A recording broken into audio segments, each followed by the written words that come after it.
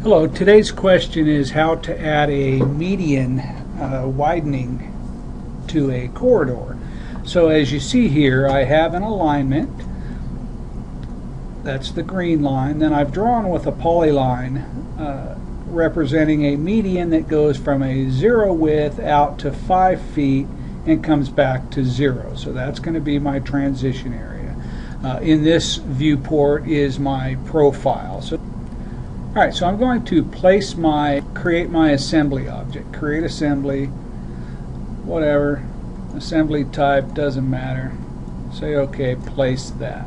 So the first thing I want to do is I want to place a generic link, width, and slope on the left. Okay, and I'll just place it with default sizes.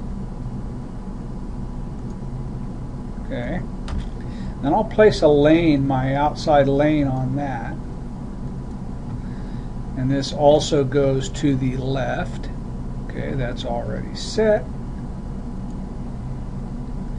And then I want to place another lane, of course, on the right. I'll place that here. Okay. Now what I'm going to do is I'm going to go in and modify the properties of this subassembly.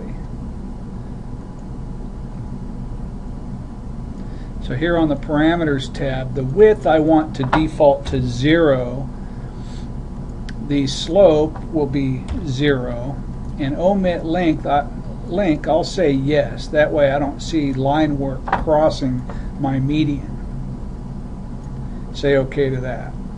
Okay, so now as I create my corridor, okay, the corridor name I don't care about, alignment, the profile, the assembly to use, target surface, I don't really have any targets, but I don't have daylight, so it doesn't matter, but I'll say OK to this.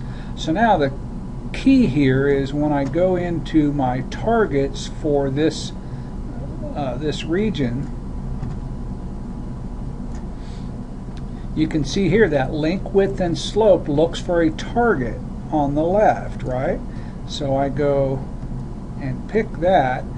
Tell it I want to use a feature line, survey figure, and polyline. Select from drawing and go in and pick that polyline I drew.